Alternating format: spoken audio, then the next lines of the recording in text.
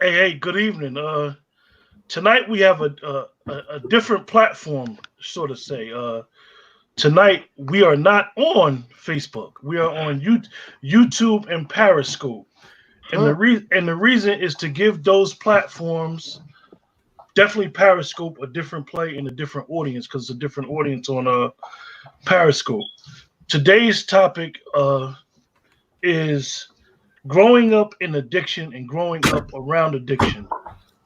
Tonight we have four gentlemen on the panel, as well as someone who else who may join us. When you're dealing with addiction, one of the keys that a lot of people don't understand is that it may take a person that's talking about it to a place of very, very vulnerability. And I commend these brothers for being able to come on and to share their experiences and growing up around it, whether they have firsthand knowledge of it or just seeing it in their home or in their circle or in their family, because everybody is not willing to talk about it because it takes them to a place that they may have kind of buried in the back of their mind. So hopefully this subject could help somebody, and we can interact with people and be able to come to some discussion about it and be able to help people make healthy choices. We're gonna start the panel off with Brad because I know that he has said that he was this is his something that he had wanted to discuss as well. Go ahead, B.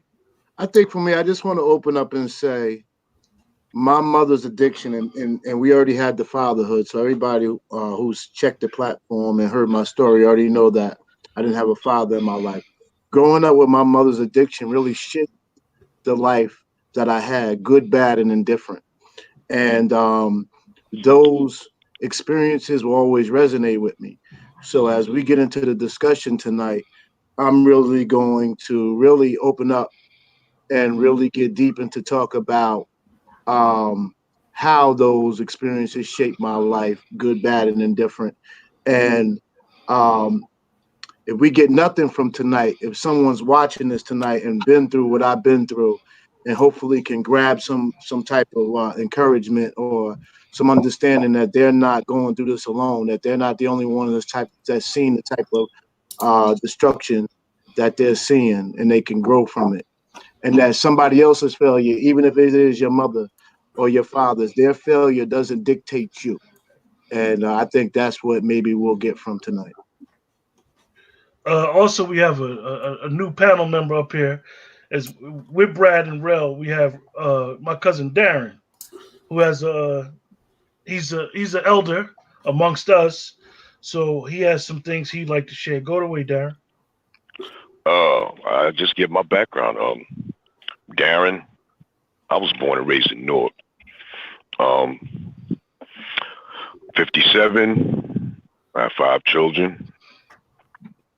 My addiction started when I was very young. Um, I struggled through the early part of my young adulthood.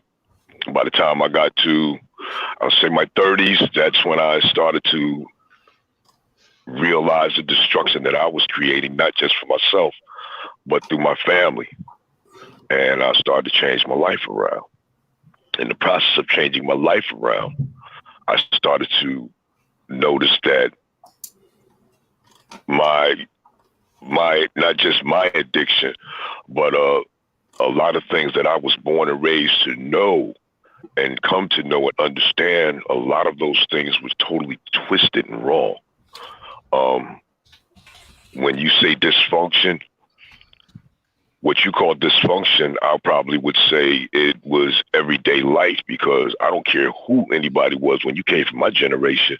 Yes, maybe some parents may have dipped and dabbed in drugs, but everybody's grandma and them, they had alcohol around the house, or they gambled or something to that effect. So it plays a large part in the way my generation started to perceive things, and possibly that's how things went a little haywire, so to speak.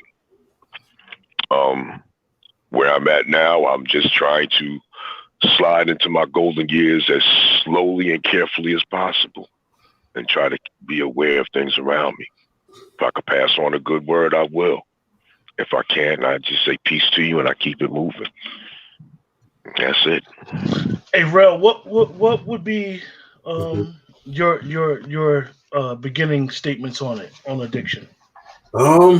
Man, like even when you sent me the topic, immediately, because I'm a very athletic dude, and I like to keep myself straight, but at the same time, everybody dibble and dab. But then I thought about it. My life is extremely affected by addiction. And the reason I've raised my daughter from 8 months to 14 right now is because, you know, her mom has an issue with addiction. So, Wow. in a sense, this is one of the, most critical, shaky foundations in my life. And I actually question myself, at least seasonally, why. And I still don't understand. So I often listen to people speak about it. And I think it kind of bothers me because I'm the type that always like to find answers, and there's never one straight answer.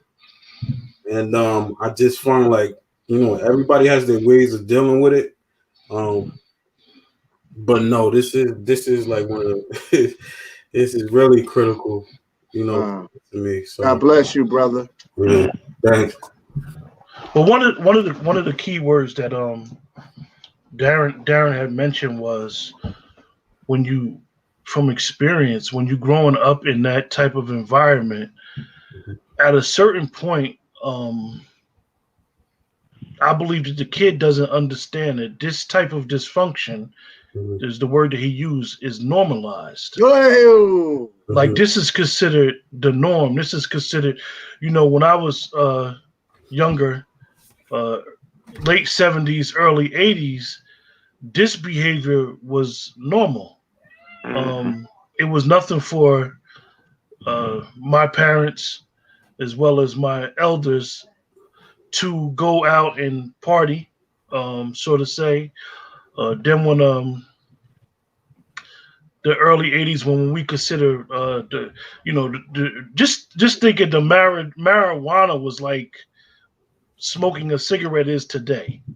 mhm, Um, I remember as an early age where uh, people would do shotguns with joints. For those that know anything about joints, people would do shotguns with joints. I remember when, for example, pink champagne was a big thing back then, and I used to myself sneak some pink champagne. Like, let me see what this tastes like as an elder, as just following behind your parents, or so to say. So I would always say that around that time, like I said, early '80s, I was always under the assumption that this type of lifestyle was normal until the infamous CRACK jumped on the scene. Um, and when crack jumped on the scene, then the reality was like a smack in the face.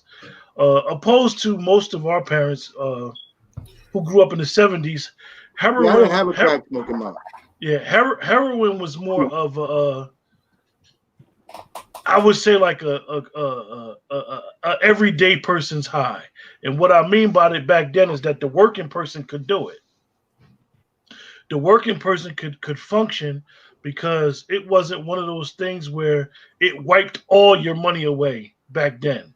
mhm, And some people just basically, as they used to say, they just needed their medicine to get their day started. So if you had the worker mentality and the drive and the job back then, because as black people, a lot of blacks don't want to admit that we were poor back in the '70s, in the early '80s. Black people didn't have this quote unquote abundance of wealth.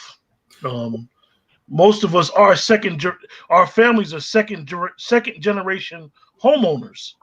right, So Yep. I say that for me, growing up in that experience, like I said, with the crack era, then when the crack jumped on the scene, then the effects of the drug use around you affected you as a child. For me, and then you started seeing electrical appliances disappearing.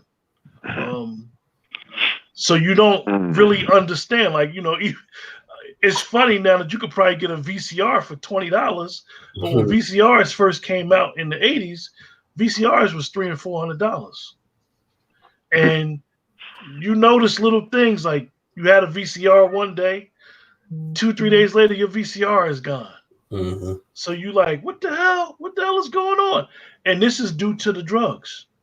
This is due to the drug use that's around you. And it plays a lot on your psyche because now you're not getting school clothes. You used to getting clothes during a certain time of the year. And, I didn't grow up in a religious home. So I didn't get like an Easter outfit or nothing like that. But we got school clothes during the year. Like, what the hell's going on? Even if you was on public assistance, you got something. Right. And then going into like the mid 80s when the crack really was getting bad, 86, 87, then you start to really see the effects of the use. We have another person on the panel. He's joining us. Cam, what's up, Cam? Yo, what's up, man? Hey, Cameron, we had already started the show, and we basically talking about growing up in addiction. If you witnessed it firsthand or whatever. We got Brad, Jeff, and my cousin Darren. Darren is a little older. You probably don't even remember him. He's a little older than us, and we basically just talking about our experience. Everybody kind of like opened up, and ain't nobody really get into details about their experience yet. But what do you have to share? You got something to share with it, Cam? You said this is about addiction, growing up about addiction. Are you talking about drug addiction? Or? Yeah, just growing up around it, seeing it around you, how it affected you, molded your life. Okay, so we going right there, huh? Okay. Well, I mean, I grew up around it. I mean, we all know that. My mother and my father had a addiction. Growing up, I mean, what it did for me is it just basically, I knew that was a route that I didn't want to go. So seeing what it did to my loved ones motivated me to make sure that I didn't fall in that same trap, if that makes sense. It motivated me sports wise so I could kind of drive so that I could do better. Somewhat do better by going to school, doing the right thing, staying out of trouble. And then my friends that I saw growing up, they actually sold drugs. Not going to say any names, but mostly all my friends took that avenue. And by me seeing that, it only ended up one or two ways. And I didn't want to go those other one or two ways. Like, I didn't want to go to prison. So I can't do that. I can't do prison. Okay. I don't know about us on this panel, but I can't do it. So by me seeing all those things from the addiction side of my mom using, and by my friends selling, it kind of shaped who I am now. And, like how I view drugs and how I go about things, basically. I don't know if that makes sense. I don't know if I jumped around a lot. No, it was excellent. It was excellent. But it was a major part of my life. Your experiences. Let me just tell you, your experience, and this is not just for you, as well as any of us. Your experiences is your experiences. The lens that you got may not be the lens that everybody got, but that doesn't mean that your lens is wrong. So we ask that you tell it from your eye lens, Cam, and I appreciate that. So don't think that you doing anything wrong, brother. You're doing everything right. Definitely say your experience. Yeah, it's just not that. It's just, we live. You know what I mean? So, you know, some of the things I say, Let I it gotta be out. careful what I say because I'm putting people's business out there. So if I'm gonna put business out there, I'm just gonna put my business out there. I don't feel comfortable talking about other people's business in that nature, basically. But you know, people may not know, that my mother was on drugs for a very long time, but she's been clean for over 30 years. You know what I'm saying? So,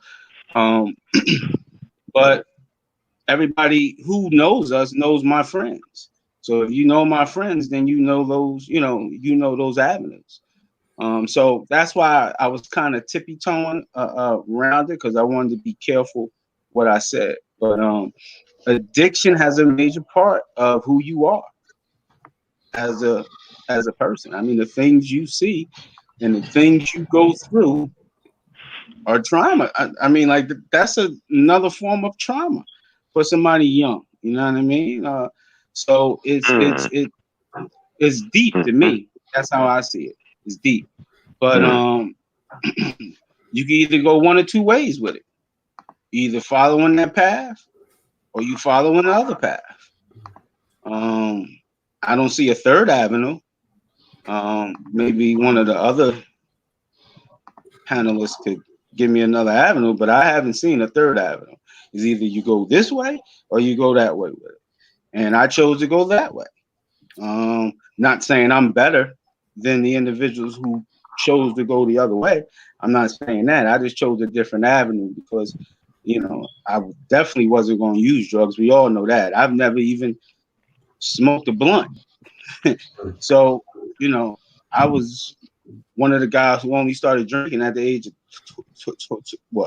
26 maybe, and that, that's because of the sports. So, I get on my friends about smoking weed and all that stuff. So, they know I'm the friend that'd be like, eat some fruit, stop smoking, eat some fruit. So, that's me. That's me. You know what I'm saying? So, I get it. Everybody see it differently, but I don't. I'm a coach, so like kids that I talk to, like, gotta leave that stuff alone. That's not good for you, man. You know what I mean? But that's how I see it. Everybody see it differently, but that's me.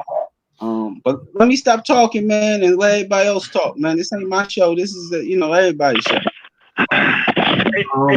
Hey, Brad, I'm gonna ask you, because like you said, your lens, like I said, everybody's lens a little different.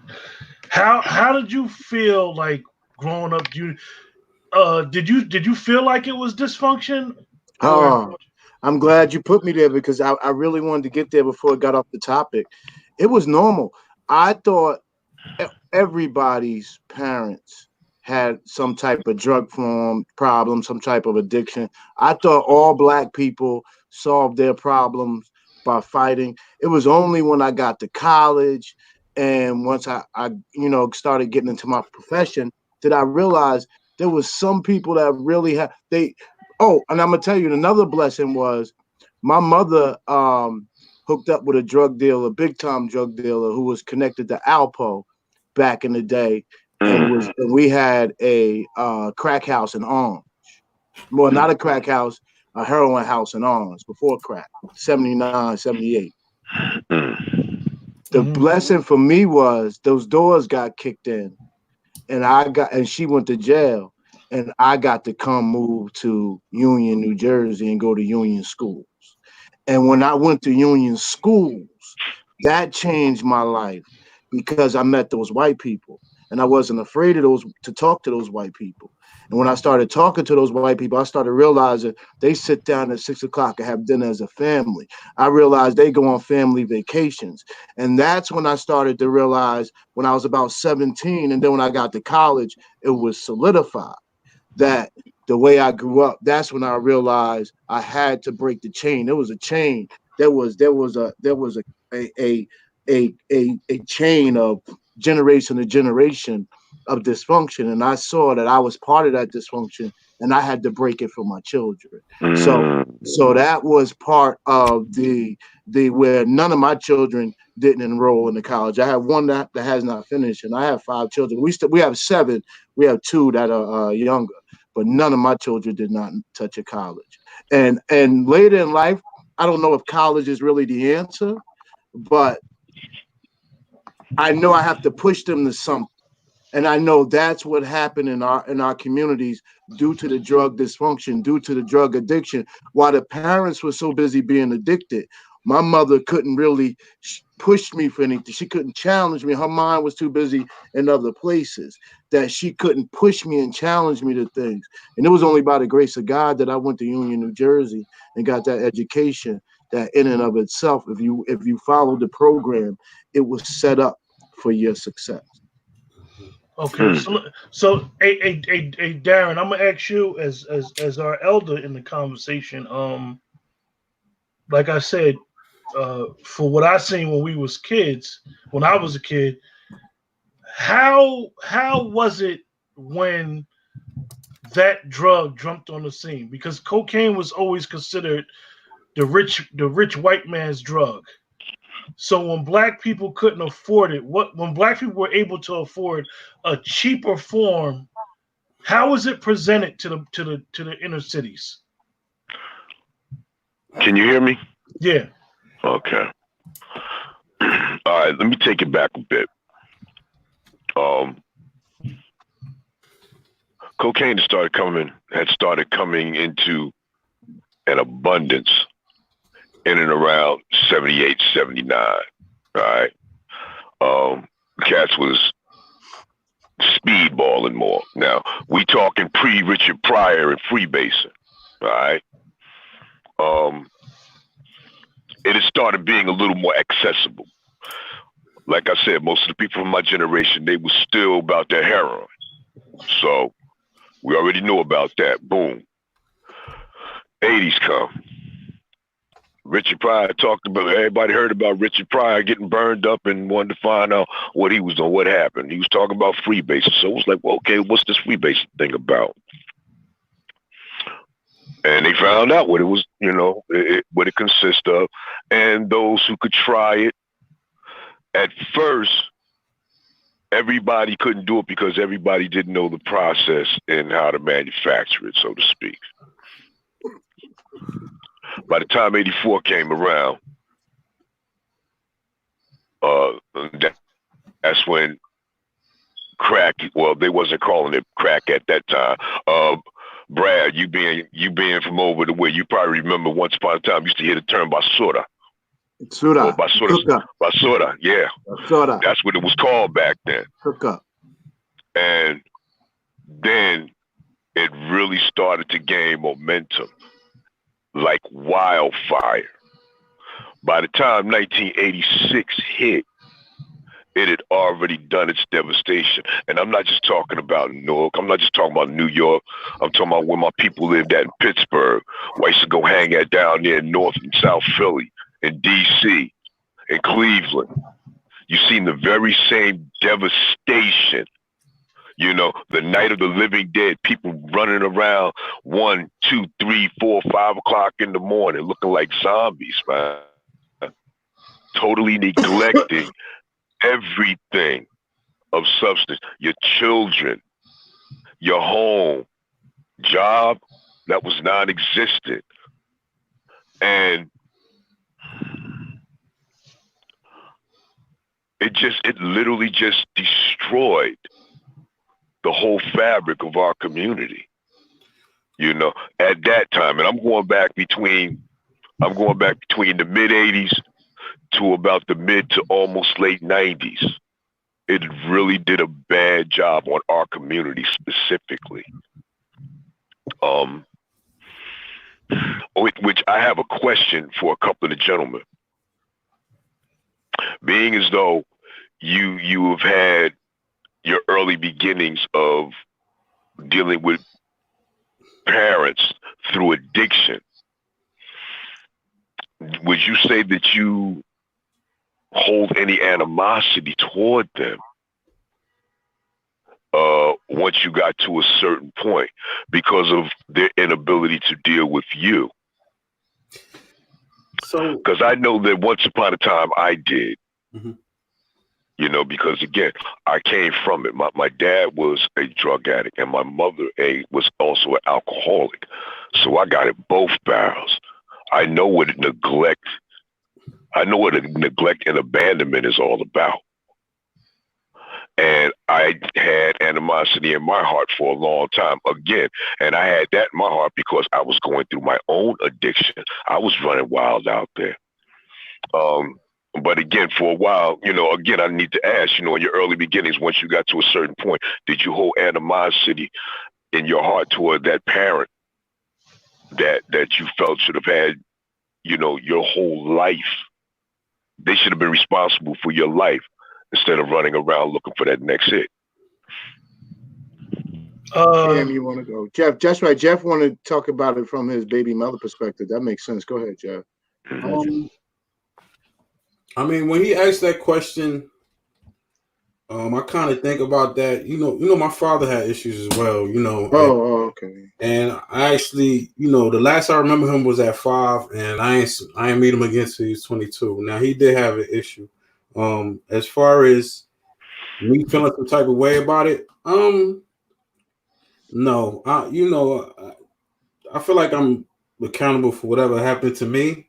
And even now, like, I just look at it like, some things are understandable, but like looking at it I try to look at it from my daughter's perspective, and I think she almost feels sorry for her mother, and it's almost like she takes care of her, like she mothers her mother. You know what I'm saying? And I just wondered, like, do fathers get that same slack? You know what I'm saying? Because it just seems like, even though my daughter has to mother her own mother, she still loves her, like genuinely has that mother. And, her mother's messed up. Like, even, the latest holiday, we go over there and there's, it's a crazy personality shift. And when I was growing up, I always used to just look at older people and just say like, all right, that's them. That's what they do. Like I said, it was like y'all said, it was just part of the culture. So we looked at it like that. But I'm 37 now, but seeing it like within this generation to somebody who's and her mother's 3 years younger than me. So just seeing it now today and seeing that personality shift in 2020, it's like, damn, like I couldn't imagine y'all seeing a whole neighborhood, a whole community full of people who just make that personality shift. Like, and it's scary when I look in her eye and I see like, you're a completely different person. Like, totally. You know what I'm saying? Your responses are different from years ago. Your cares, your priorities, like everything. And like that shit is kind of scary. You know what I'm saying? And I appreciate my mother wasn't like that. And I'm glad my father was wherever he was while he was like that. You know what I'm saying? But like I'm very scared for my daughter because she's kind of nonchalant about it. And I know it's probably affected her then. She may be shrugging it off now and it may be in the back of her head. It's maybe y'all experiences could help me probably find out deep down how she's feeling. You know what I'm saying? But the part about it all is just the personality shift allows me to say, no, that's not them, or no, that's not her fault, in a way. But, that's just my view on it. If I could answer that question, I think for me, I would have to say absolutely no animosity. There was about 4 events that I had with my mother that really defined our relationship. The first was we was living in a hotel on Main Street, and it was Christmas. And she could have taken the money to put a deposit on an apartment. But she said, you know what, I'm not going to do that because you have been running around with me. We in the streets, and you absolutely going to get Christmas first. I just remember that profoundly. Another event was once we got into the apartment, She absolutely is like, yo, we short on this money. I absolutely got to turn this trick to make rent. She said, but he don't like to stop. She said, so Dig, if you hear me, you grab the knife, you come running in here. Homie ain't want to stop. She said, Brad, I grabbed the knife and came running in. My mother was a soldier, and anything she had to do to raise me, she absolutely sat and had that conversation with me. I knew what we was in, and I think where I'm going to end this part of my commentary is she never let me have the life that she had. It was never acceptable for me to be ignorant. She she raised me as a respectable man, even though her situation, people looked at her as less than. She did not allow me to be looked at in that light. There was men that used to say, well, put him in the other room. She said, Dig, let me tell you something. My son come with me. Anything my son can do, anything I could do, my son can do. If you don't want me with my son, then you don't want me at all. I'm gonna end it on that. I heard my mother tell many a guy that. Cam. Yeah. That's a deep question. And I'm gonna go with it like this. I'm gonna say directly, no. But indirectly, I would have to say yes. And that's because I understand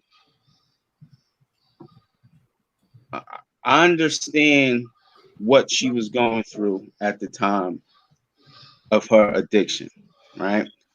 But I look at it from this angle.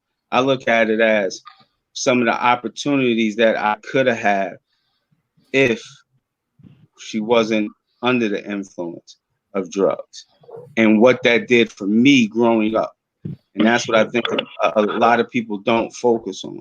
And I just started thinking about these things at the age of 43. And I look at some of the opportunities that I did not have growing up. And that was because of some of the things that we didn't have growing up because of what my mom was doing. Do you understand what I'm saying to you? So I look at it like this. I'm a father of like 4, right?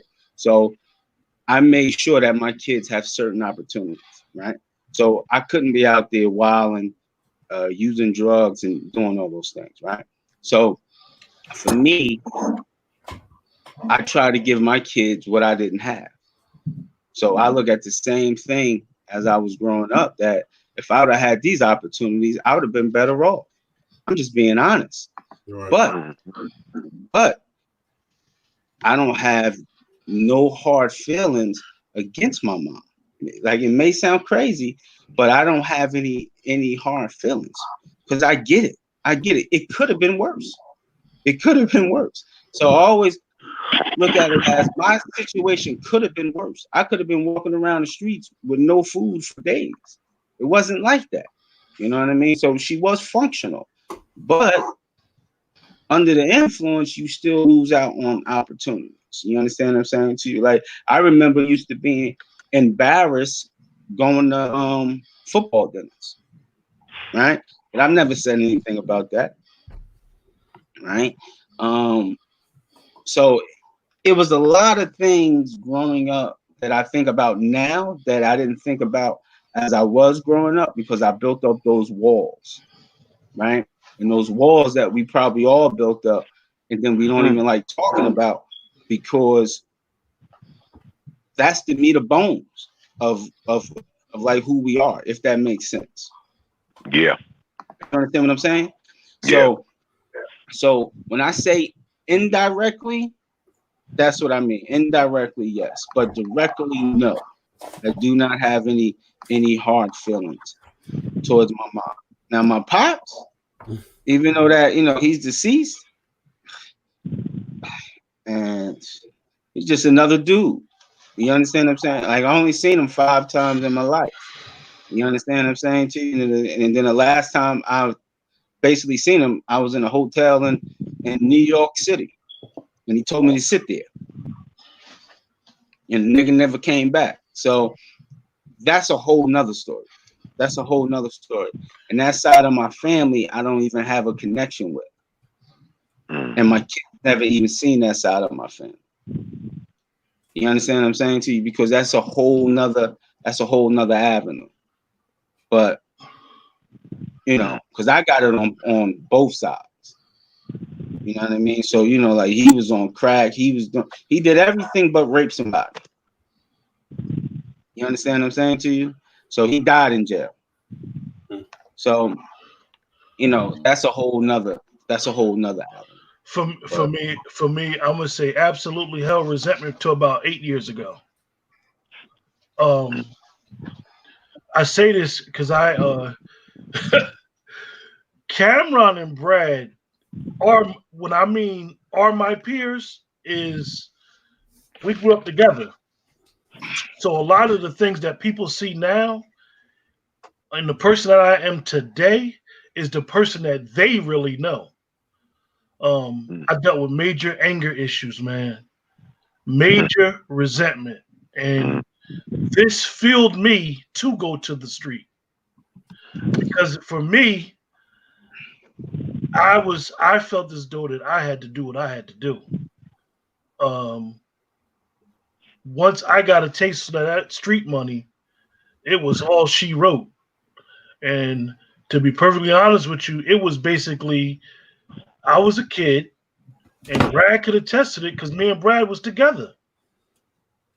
We just was out there with the guys, the older guys, and we just seen everything. And for me, it basically was, oh, since y'all out here, I'll give you $20 just to watch. $20? You're talking about somebody 13, 14 years old getting $20 a day just to watch? Yeah, they taking my stash, so just watch it and tell me if you see somebody go to it. I'm like, okay. So it goes from now you getting paid to watching the stash to now you getting paid to basically, okay, you be watching such and such stash so you know if they straight or not. Then the transition starts with that. Oh, so now since you know they're straight, now the people that would be purchasing the drugs will come straight to you. Nah, I ain't got it, but I can get it for you. And then so forth and so on. So me myself with not being able to deal with those feelings and being able to grow up, and even though my friends and my peers I believe we had an opportunity to grow up. For me, I didn't have no childhood like that. Even though I did stuff with them, I had to make grown man decisions at a real early age. Sure. I attest to And for me, making those decisions and not being able for those decisions to have been made for me, I held a lot of resentment. I held Your a lot of childhood, anger. your child was playing basketball, you would say, right? Your time on the basketball court is probably your only childhood, right? I mean, that was it. That was probably it. And even with that, that was more of yo, I gotta get the hell away from this. Let me go be with my friends because they have no idea what I'm going through. Even though they knew, but they had no idea. So I understand that anger. And to me, I believe that for a kid going up around that, like you gotta do everything possible to protect that kid and allow that kid to just be a kid. Allow them to make those decisions. Allow them to make kid choices, kid mistakes, because you don't want them to be like me and to grow up too fast. I mean, even to the point like, yo, I tell people my real age, and some people don't even believe me. They be like, "Nah, you older than that." I'm like, "Nah, no, I'm not," because they remember me, quote unquote, from being out there so long. They think that I'm a little older. So, like with Rel, like your situation, your daughter is basically growing up. I would think how Brad grew up. You know what I mean? Because you know you're there. Mm-hmm. And Brad, from what I know, Brad's was there. Cameron's mother was there. Mine, I was like Cameron in a way. I had to double whammy, but it was like more of who could I go to even talk to this stuff about? Like Mm. a lot of times with kids, nobody's there that you could talk to them. Like, and this is where I want to kind of like take this discussion, because Whew. the families know what be going on, and it'd be like more like a quiet secret. Word. And it's like, me and Brad had this discussion the other day. Why nobody in the extended families get involved? Like, you see where this road is headed. You see where it's headed for.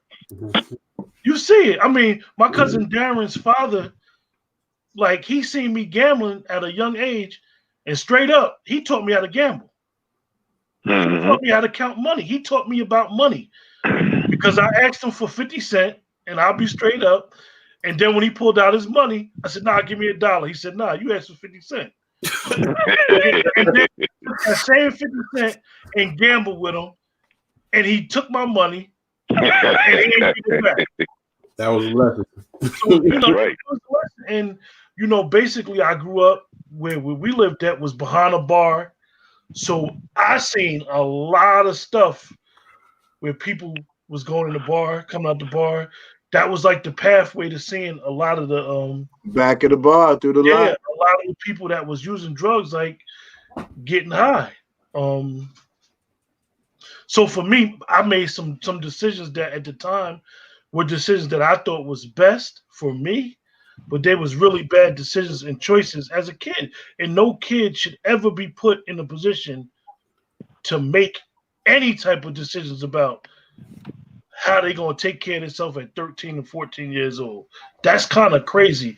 And I look at it now, and I see my nephews, and I see my nieces, and I see even my own son at his age now, and I say to myself, you can't even function going to places like New York City.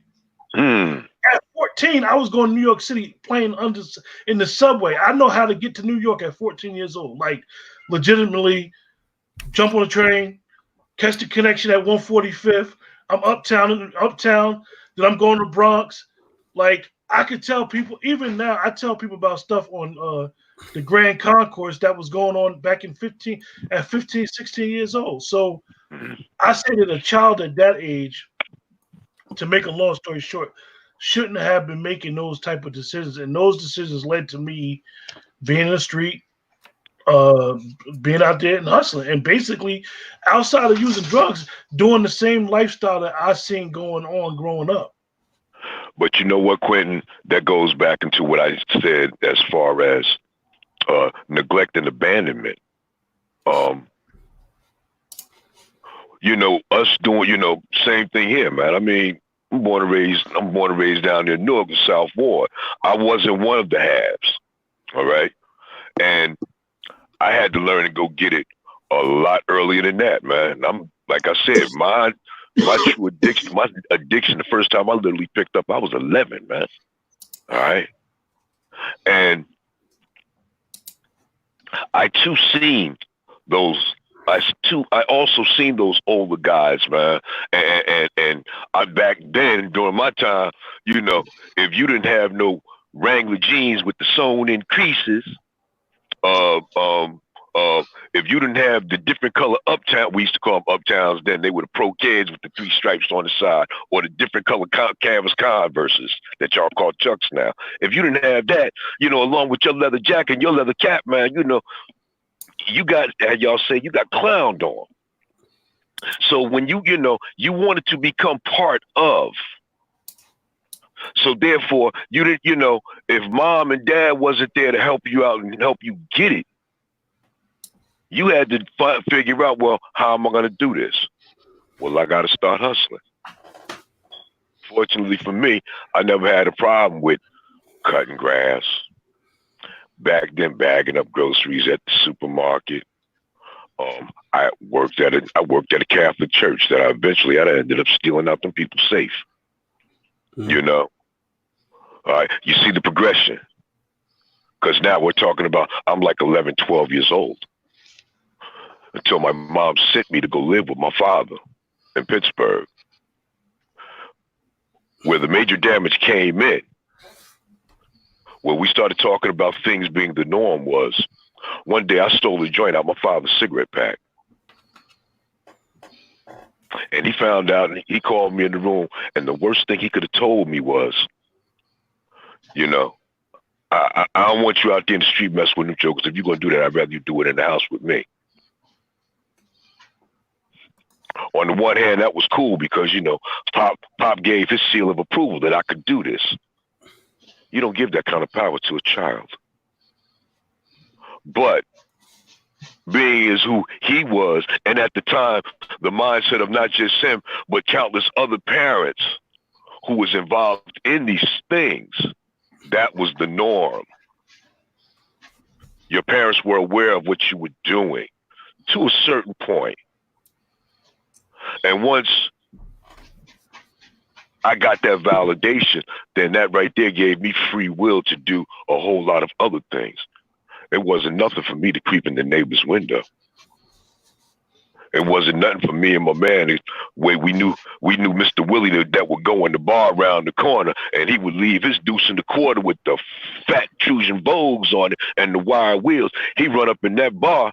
We know he's sitting in there for 2 hours. When he come out, his shit is on crates. Because we knew where to go clock them wheels at.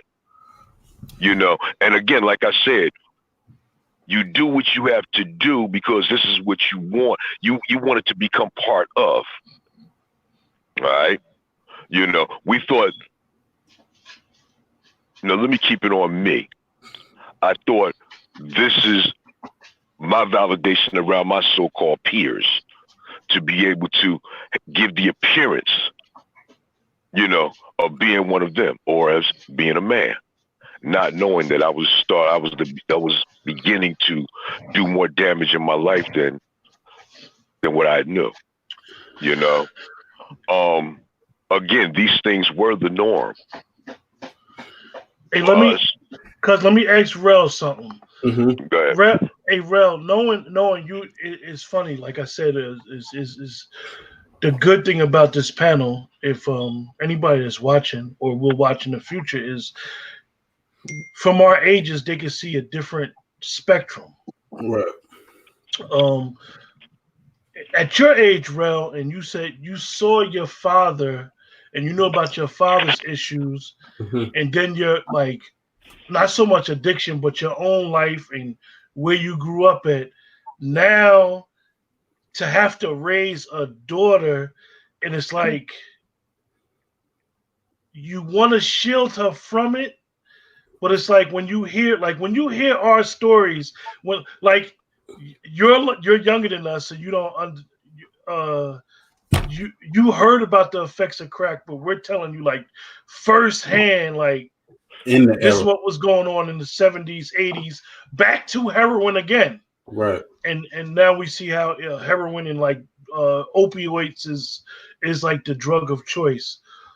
When you hear these horror stories, how do you think, like what goes through your brain as a parent? Basically, you're a single parent.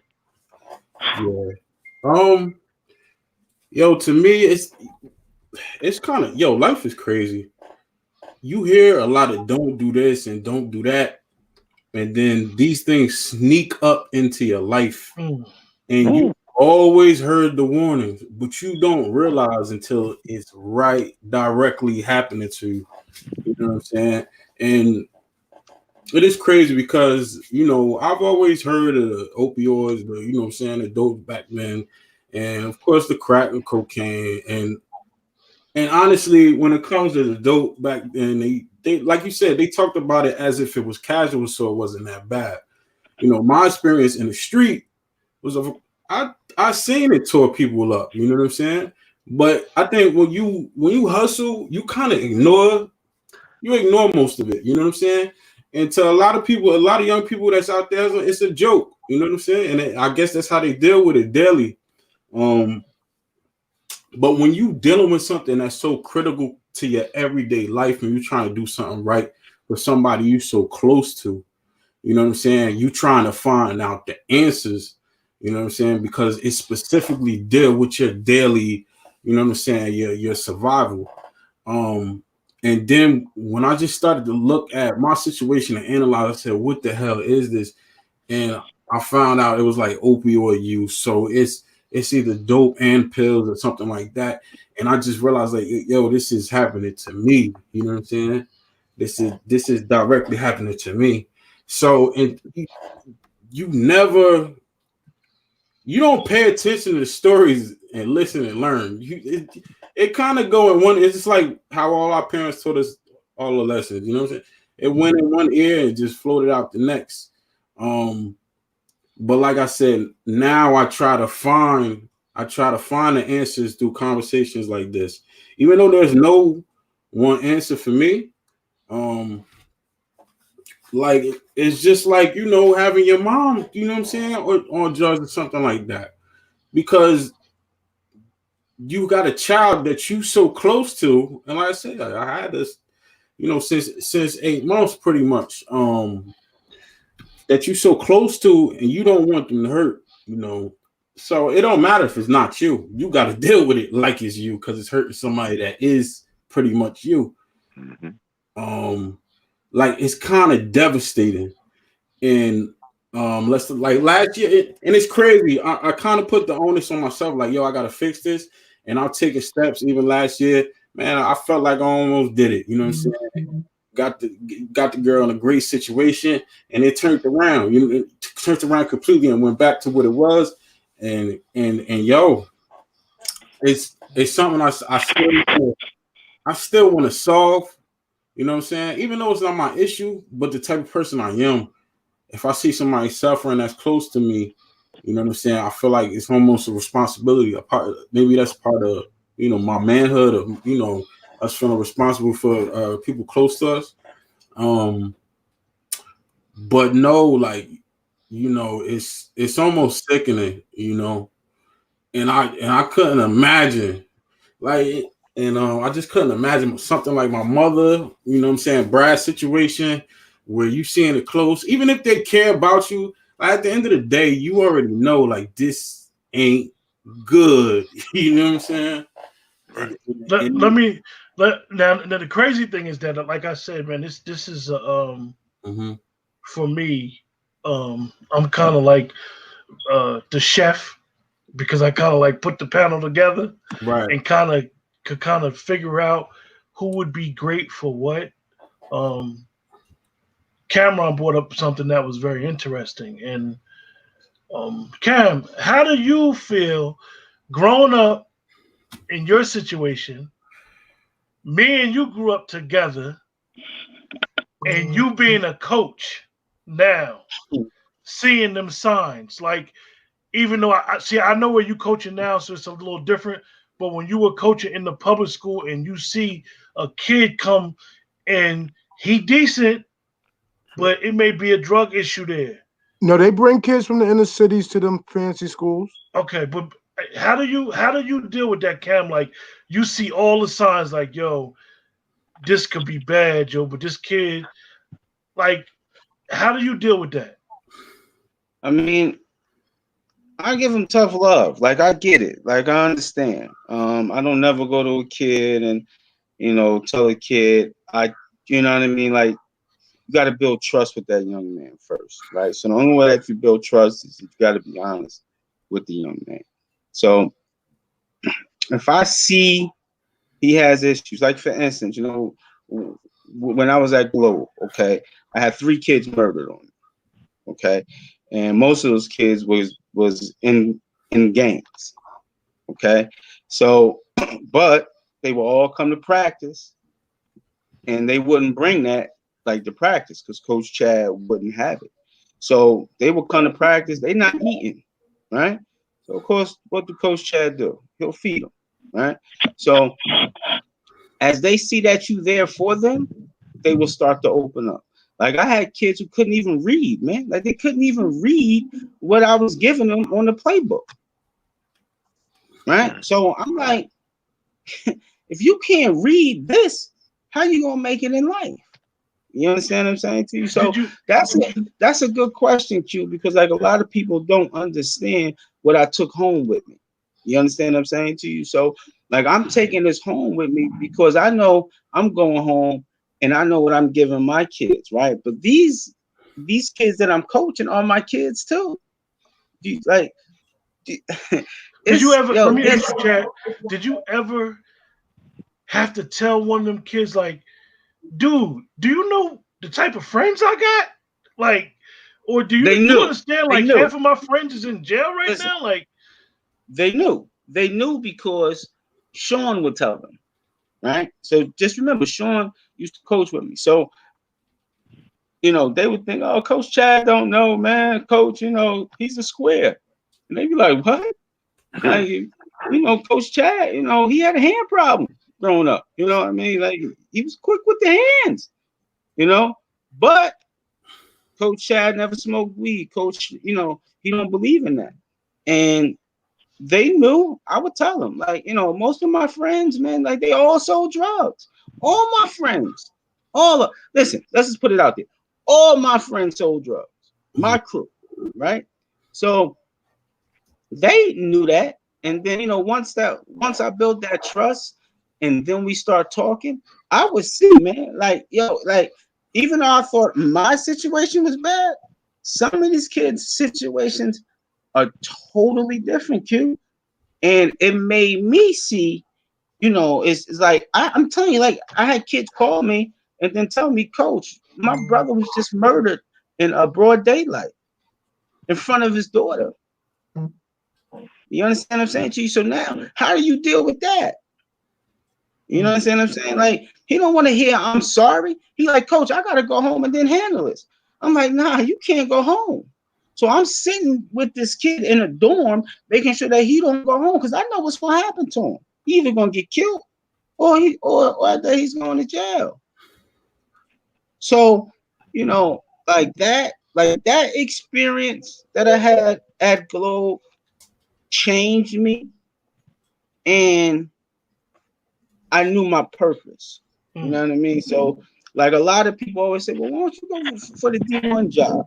That ain't me. That ain't me. I'm a junior college coach for an actual reason because I could really help young men. You understand what I'm saying to you? So there's a lot of positive situations and there was a lot of negative situations. But I had helped a lot of men that now some of them are millionaires. You understand what I'm saying to you?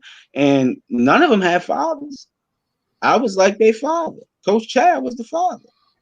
But it's draining, Q. It's so draining. It takes a actual toll on you because first of all, I'm not a professional. You know what I mean? Like I don't know how to deal with that trauma. I got my own trauma. I deal with my own. You know what I mean? So if I'm a victim of it and just realizing of it, I didn't even know that I even had an issue. But now I'm giving these young men guidance. You understand what I'm saying to you? So like we didn't ever have to talk about, like I ain't never have to talk about, how to treat a girl or nothing like, don't do no dumb shit in the dorms and don't disrespect women. But, like how we talked about last time, like that emotional stuff. Like we don't, you don't never get into that. But, dealing with young men, Q, as like coaching, man, it's a lot because I've seen a lot. let me ask Brad, because like you said, Cam, is that your own personal experiences, and then you taking on this responsibility coaching. It's kind of like we could never run from ourselves, and then you find your purpose. So I asked Brad because Brad's life, when you look at it, where he works at now to where he first grew up at, has came full circle. And he works. Brad, let people know where you work at and what you do and what you see every day, um, dealing with the effects of uh, drugs and the effect of like just let people know what you do every day, and they'll get a glimpse of. Well, first I want to tell you how blessed I am because I pulled my mother's file the other day. I'm the assistant executive director of the Orange Housing Authority, and in 1974, my mom got a Section 8 voucher from the Orange Housing Authority. So I went from being a resident of the Orange Housing Authority to the assistant executive director. But the reason that our communities are going to struggle for a long time is because our black women, they say that our black women are hard on our black men, but I'm telling you, in my situation, all the black women allow the black men to come into our housing projects and our developments and sell drugs out of the Section 8 and the public housing, and none of them are on the lease, none of them are paying any rent. So that is creating, that drug situation is creating a lifestyle, and there's children being born into that. So we didn't come from, growing up in a Vauxhall. We didn't grow up in that. Dennis talks about that in South Ward, so he probably seen more of that, especially down on Elizabeth Ave. But I come from Bergen Street. Oh, Bergen Street. So hung up and down Clinton Avenue, Avon Avenue, and that was before I moved to New York. We're going back into the 80s, what you're talking about right now, that's literally history repeating itself, man. So when we go in and I say, well, I'm going to evict you because I see a Mercedes Benz, then if somebody can afford a Mercedes Benz, I have to get more than 200. Well, that's my brother's car. Where's your brother? Well, he stays here sometimes. I said, I don't. We got cameras on you. There's a man coming in and out of here every night, and the next thing they tell me, what are you talking about? This is my mother's unit. This unit has been in my family since 1972.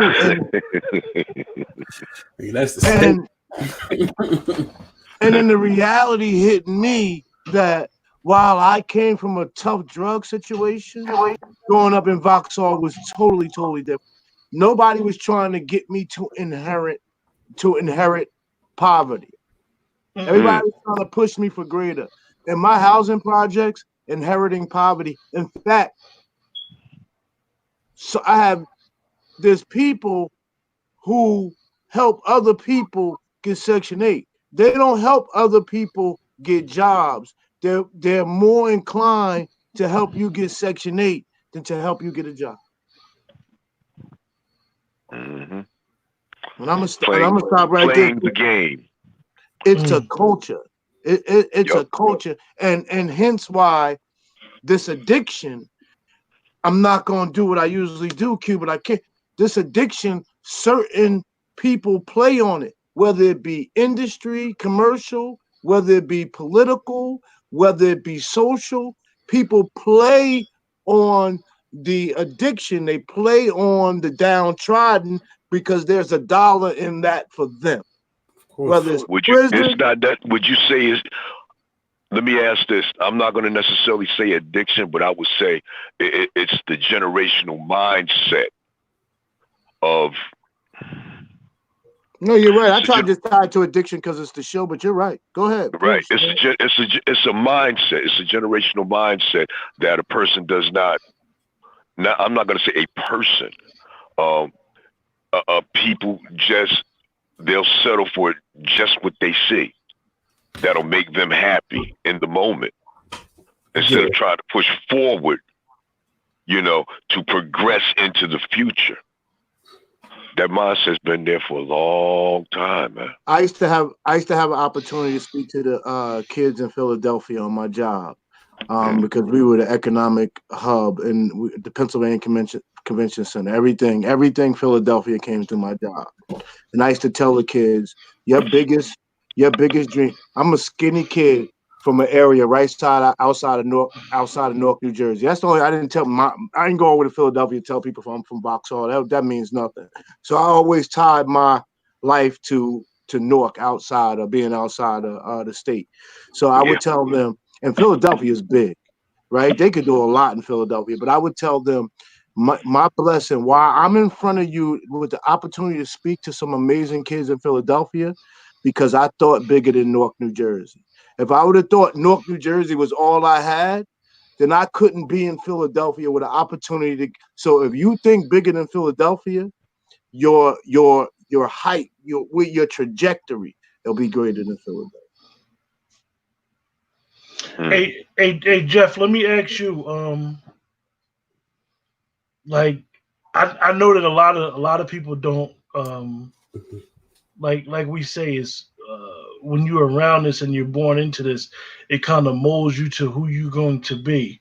Mm-hmm. And I noticed that when Brad was speaking about the conditions of living in housing, I know that this type of stuff bothers you when a lot of women co-sign the dysfunction.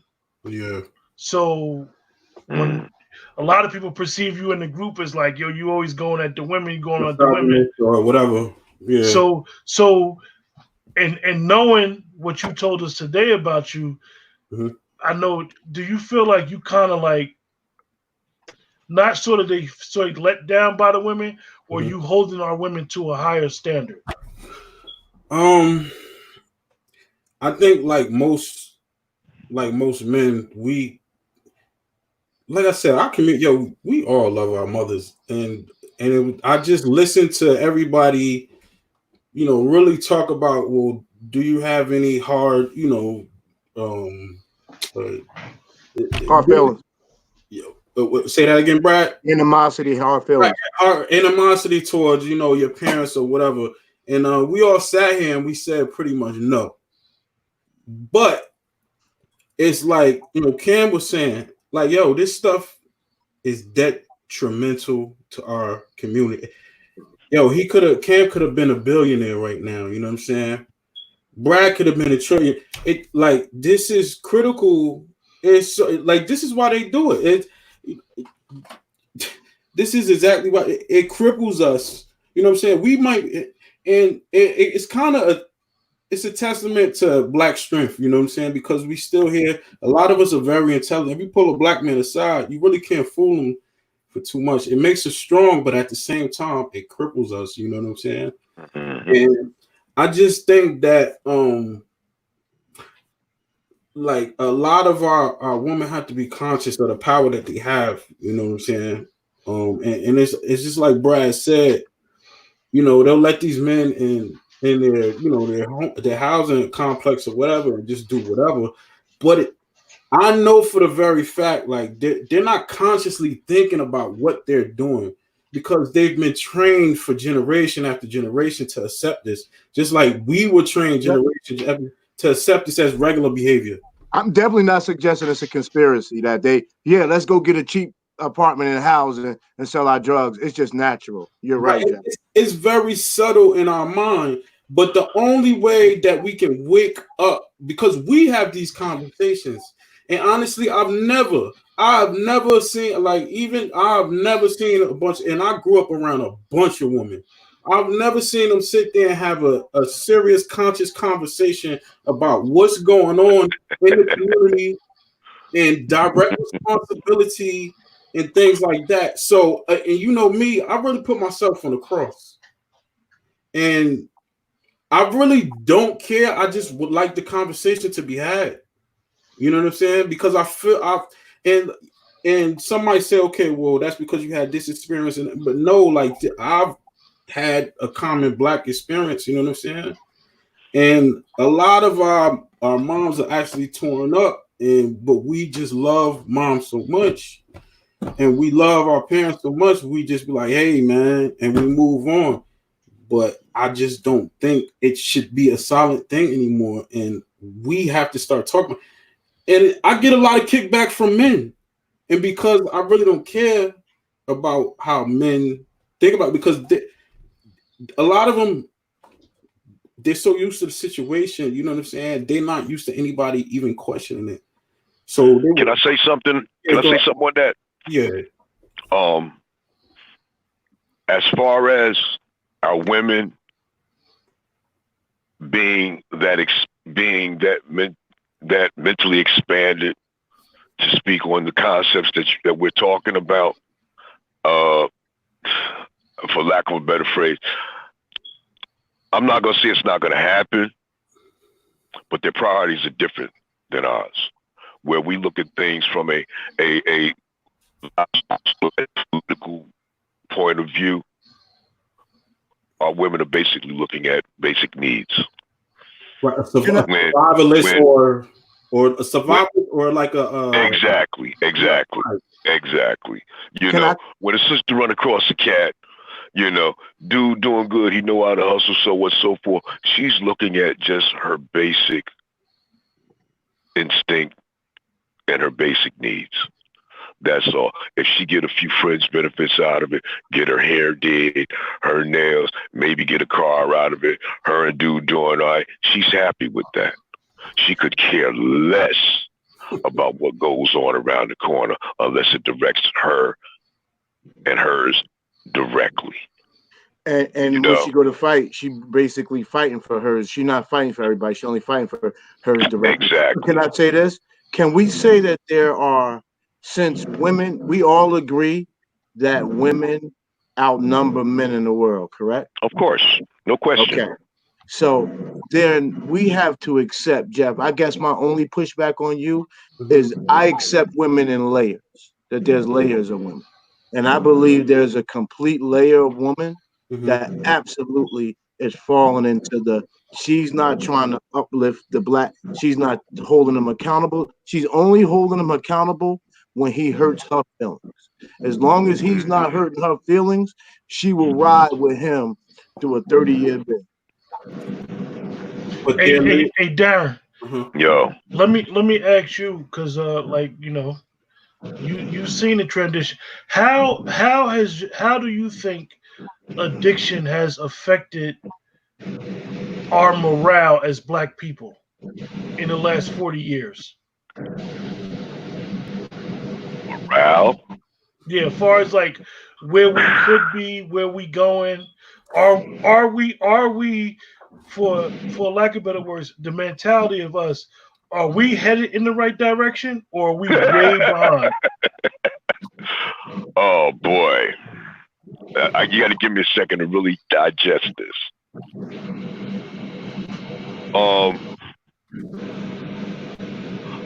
I'll say this. Until we understand what is truly in our best interest, we understand that my actions here today is going to affect your children tomorrow. Until we understand that we don't have to like each other. We do not have to have the same belief system. You Muslim, he Christian, he Hebrew Israelite, whatever that is. Me, I'm traditional African spirituality.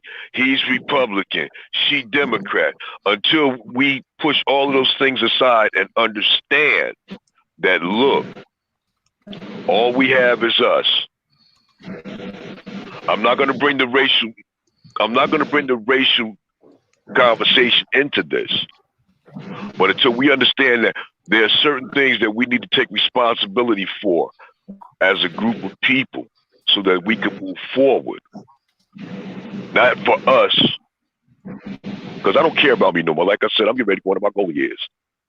But my son that just came out of Lincoln Tech, I'm always forcing down his throat. You don't want to go out there and get a job. You want to open up your own shop. I want to, my granddaughter, I want her to have a better opportunity in anything she does and not have to struggle dealing with the system to obtain what she wants.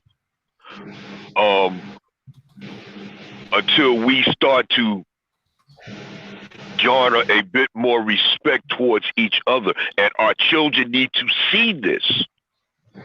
Our children need to see us have disagreements, but still work in the best interest of our community as a whole. Until we understand these things, we're gonna continue to be in the position we in right now. We gotta go stand in line in Costco's. We don't, or as John Henry Clark used to say, we're in a position now we don't even make the safety pin to hold our baby's diaper together. Till we understand that, man, we're going to continue to be an underclass in the place that we were born and raised. Yeah, I wear the kiss of Africa on my face. I love everything in the essence of all of that, where I come from. I'm born and raised here. My people know this motherfucker, and we should know our way around enough to not be struggling. And I'm not just talking about financially, because anybody can make money. But as a people, there's some things we ain't got no business doing right now. Hey, Materialism is one of the biggest issues that we need to cut out. Let me ask you. I'm gonna ask you and Brad a question. You can go first, Cam. From your experiences, how do you raise your kids? Do you raise them harder or a little bit lighter, knowing that they're not growing up in the same situation that you grew up? Well, I mean, basically, I started out very hard. Okay, with my daughter, started out very hard. And I had to adjust, right? So I had to learn through my oldest that she isn't me. She don't have the same lifestyle that I had. She has everything. She had everything, man. Like, she had a house. She had food. She had a private school. Like, she from grade 1 to high school, she was in private school. Okay. Anything she wanted, she got. Okay. So she never had to really grind or worry about anything. But I was really hard on her when she was playing sports. Like, very hard, very hard, very hard. And I saw what that did to her. So I almost ruined the relationship, if that makes sense. Okay. So now with my son, and I get the opportunity to even coach his high school team, I still see how he looks at me. Like, he looks for my approval off of everything he does. And I have to say to him, stop worrying about me, just play. Right? But he's worried because he saw how I was with his older sister. You understand what I'm saying to you? So I don't want him to be fearful.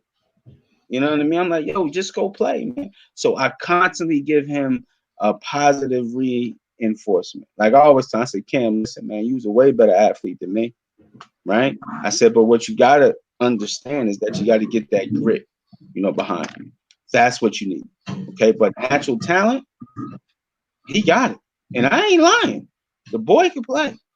You know what I mean? But does he have that grit that he needs, that I don't think people understand that you need, to play that sport called football? You got to have a certain type of mentality, like to play big boy football.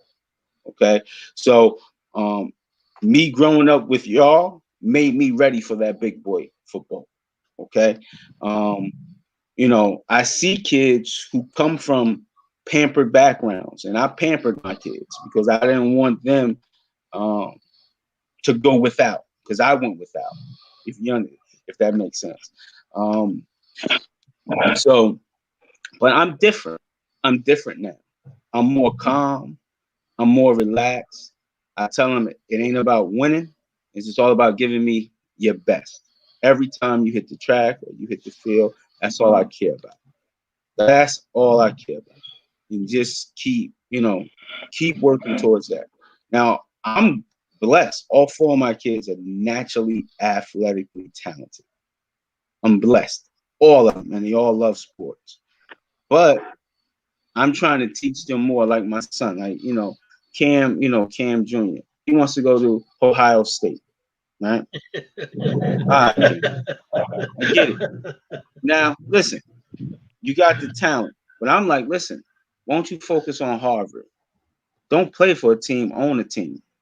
Right? So, like daddy played for a team, but daddy got neck problems every day.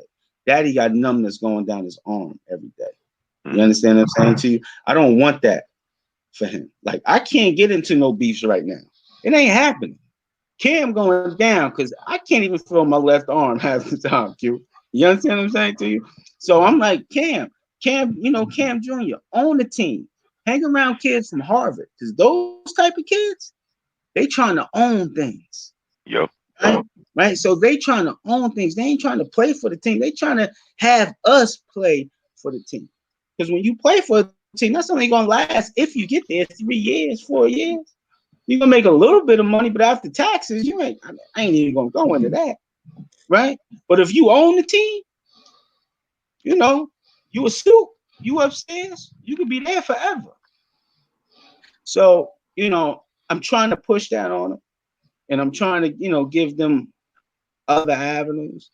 But, I am a little different now than what I was, just to answer your question. But parenting is a learning process as you go. And I'm still learning. And each kid is different. And I think you got to parent each kid different. So I have 4. You understand what I'm saying to you? So 2 boys and 2 girls. So it's a big reward, but luckily none of my kids are off that right path, if that makes sense. You understand what I'm saying to you? Yeah. So that just to bring it home, just to I don't take up much of Brad's time, is that I did change from Maya to Cam to Sydney, and then now Mason, and that's not just with sports, but just overall life stuff too, because I learned differently also. You understand what I'm saying? So, go ahead, B. Oh, so no, it's gonna be quick for me because Cam really hit the home run with his answer. One thing I can say in my upbringing, through all the dysfunction that that was around me, the one thing I can respectfully say that I thank everybody that raised me for is they held me accountable for all the decisions that I made, and they made me understand what accountability meant and how if I don't do things right in society, the police gonna lock me up. So they started that in the home. And the minute I tried to test it in the street and I saw the police was like that, I said, "Oh, I see what my mother's. I see what's being said to me. They will lock you up." So I always made sure that I was tough on my kids and held them accountable. But like Cam, I was too tough in the beginning and I had to ease my way down. But I got blessed. I raised 90% women. I have a son that he just gets it and he just stays focused. He's not an athlete. He's an intellectual. So he's all into computers and stuff. So he knows I can't talk that language. So we connect on rap music. But I have a beast that's a baby. And I guess they always say God gives you one. My 16-year-old is exactly like me. When she steps on the track, she wants to destroy people. The only thing is she doesn't have the right training right now. Once she gets it, so her I can be more organic with. But like Cam said, it's really child per child. So let me say before we wrap this up is that for me, like I said about my nieces and nephews and including my son 24, man, and I'll be saying to myself, woo, at 24, what I was doing, he's nowhere near doing what I'm doing. So I kind of take it easy on him because honestly, like he went to a little trade school, did good trade school, got a full-time job. I'm like, yo, you just do you. Got to, live with it. Him and his girlfriend got their own place. So I just don't even say much. Like I'll bring him around. And for him, he don't really know. He know what I used to do, but he don't know the struggle that me and my friends had coming up. He don't know nothing about that. He never seen that. And even now, like we'll talk about certain situations and I'll be like, you have no idea. Like he has no idea. And it's funny because he grew up in Detroit. So he's seen the inner city stuff and all that, but he was kind of like protected from it before he moved. and now they live in Pennsylvania. But he kind of like I said, he go home, go to work. That's all he know how to do. He don't know nothing about hanging out. He just don't know nothing about it.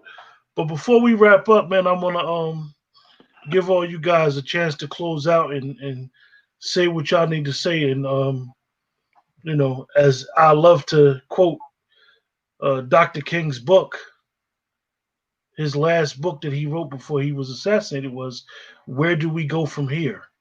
Mhm. So, Darren, I'm gonna ask you that question. Where do we go from here?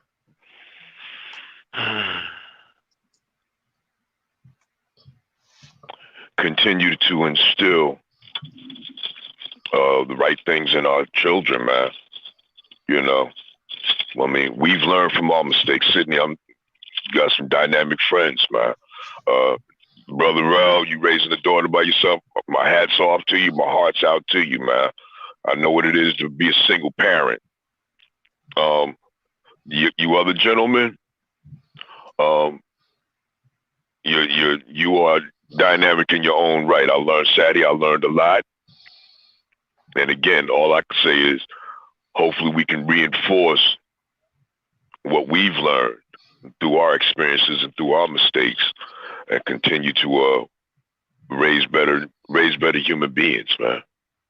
You know, and it's like my father told me 6 months before he passed, and that was the first time I heard that term. You know, break the cycle. Continue to move forward to a better life and existence. That's all I got. Rel. Where do we go from here? I mean, I see things as getting better. I think you mentioned before that like 70s, 80s, a lot of black people were poor. And we're seeing our conditions get better. But I mean, honestly, I just think the situation is bad for everybody, like within a certain tax range in America. If you ain't making over $300,000, you damn near almost broke too. Amen. Yep. You know what I'm saying? And I've seen money. I mean, we probably all seen money. 250 might be a good number. Right, but yo, it's hard. It's hard. So I honestly I feel like at the end of the day, if America fall, we're gonna be the ones to take it over. You know what I'm saying? It's ours. I feel like the world is ours. I'm always positive for our people. And I feel like addiction is a presence in every neighborhood.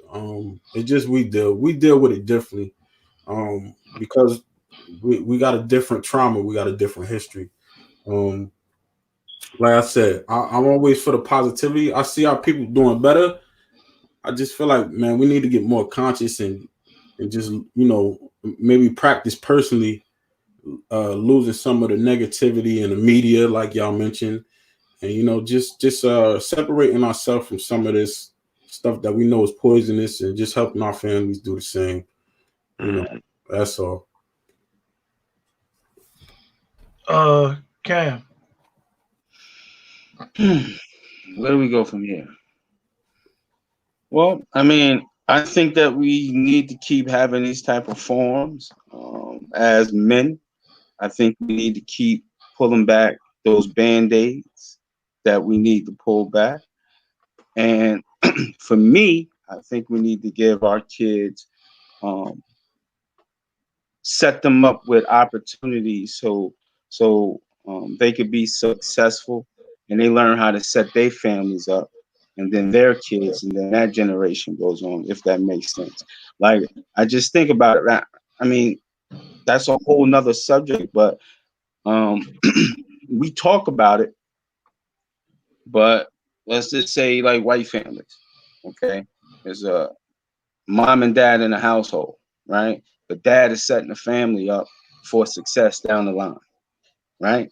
If that makes sense, right? So I think we need to get to that, right? I hear it's like the brother Jeff. I didn't know he was raising his own daughter. Like, I take my hat off to him, but he needs a queen too in that household. That little girl needs a queen also, not just a king, right? So I think we got to keep these households fulfilled with Amen. kings and at that queens. Amen. But the way that we do that as men, as kings, is we got to heal ourselves and at that deal with our own truth. So when we get a good queen, we could keep a good queen, and then a king and queen can lead the right way. That's why I think we need to go. But it's just good that, you know, like just like you said, Quentin, me and you grew up. I know you for 37 years, man, and we never talked like this. And that's because of the things that we had growing up. We built up these walls, like those tough walls, man. And now as men, we okay to talk about these things. I never knew half the stuff about Brad, but that gives me more of why Brad, who Brad is now, also. So, you know, and then the other two, you know, I don't know these guys that well, but hopefully I will get to know them better. But I have heard Jeff talk plenty of times. And I think, you know, for his age, man, like, you know, he's a real good dude. But I just think we need to do this more. And we all know I've never been that guy like to really get online and then talk. But I'm willing to do that now because I see this is what I need so I could, you know, help my sons. You understand what I'm saying to you? So I'm learning as I go also, if that makes sense. And I'm learning from y'all. So I think if we do that, that's the right direction, if that makes sense. Right. First, let me, Quentin, thank you for what it is that you've been doing with this platform. Periscope, Kaleidoscope, what's it called? Kaleidoscope? Periscope. Periscope, YouTube, Facebook, wherever you are, Instagram. I just thank you, Q. You to see the growth and positivity in your life, to be there step for step. I just thank you, man. There used to be a time where I was like, okay, well, me and Quentin about to get into a fight. I see it. I see it coming. And now we get on the phone like two chicks. We can't get off the phone. And our fighting wasn't negative. We were just alpha males. We were leaving with who every day we set out to be who was going to be the biggest alpha male. And me, you, and Cameron were three of the biggest. So we always ended up bumping heads because of that. Later in life, I grew to understand that. But where do we go from here? And to the other brothers, I thank you tonight. You all helped me grow and helped me with my pain eternally. But where do we go from here? For me, it's everything everybody touched on. It's the social economics, the social engineering, and for me, it starts with the politics and with the school district. Because if we educate our kids, that they can go they can do. So so tonight we talked about our kids having trades. We talked about our kids going to college. We talked about how important everything. The education has been the basis for every real job out here in America in some form or fashion. So we've got to fix and all of our education systems in our communities are broken. Yep. So where do we go from here? We got to fix that. And it starts with us fixing us. We have to stop with our hands out, waiting for somebody to fix us. We have to take the political control. If we live in communities where we control the political capital, then we should be setting the agenda. We can't continue to allow our political capital to be used for somebody else to set an agenda that doesn't include us, but they do not get elected without our vote. That makes no sense to me.